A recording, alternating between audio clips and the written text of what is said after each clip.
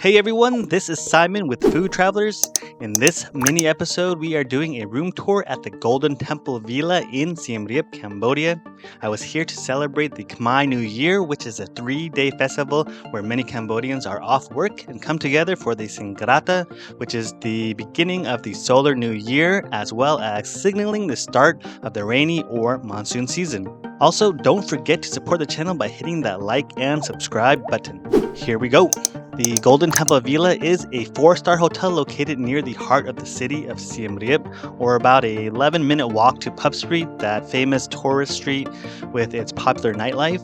I booked the luxury double room, which was pretty much a king-size bed that they provided.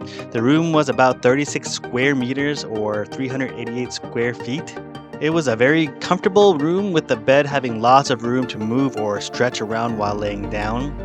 As you can see from the video, the room has a mixture of designs involving an industrial look, which can be seen from the steel plates that outline the tables and the side tables of the room, as well as the concrete walls throughout the room. Blended with this industrial design is a more traditional Khmer look, which involves heavy woods with intricate carvings. These can be seen at the door and some of the furniture used in the room.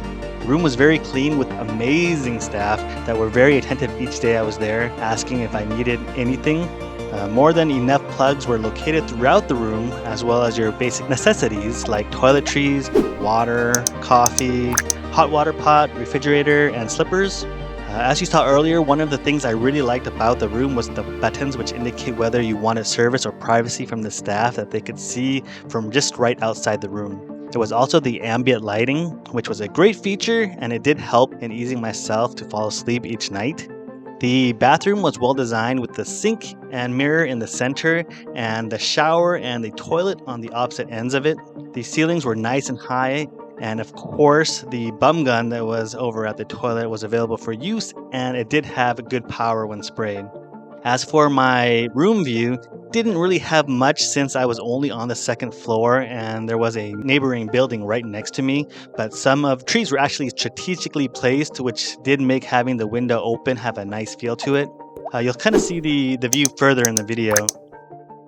One of the nice things I wanted to mention was my first night there, I was provided a snack of banana chips that were left on my bedside table, and with it was a Khmer story to read.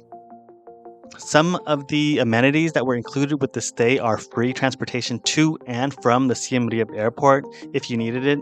Breakfast each day was provided during the stay as well, beginning at 6:30 until 10:30 a.m. The breakfast was part buffet style and part served to order. A wall in the dining area of the hotel was lined with buffet foods that included various breads, fruits, fried rice or noodles, and juices. A menu was also given for the serve-to-order items, which comprised foods from both Western and Khmer cuisine. On the Western side, there were items such as bacon and eggs and other menu items such as those. On the Khmer side, there was rice porridge or baba, rice noodles, which is also called katio, or pork rice, which is called bai setru. You can also order coffee or espresso, drinks that the staff would make fresh from the espresso machine, or you could actually get coffee from the coffee pot that was located also at the buffet tables.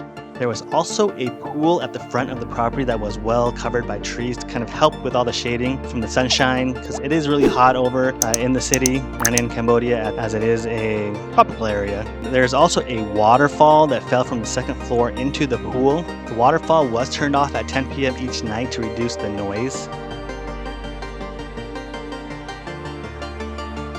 I really recommend this hotel and cannot stress enough how wonderful the staff were, even during a time that the entire country was on holiday and they were working.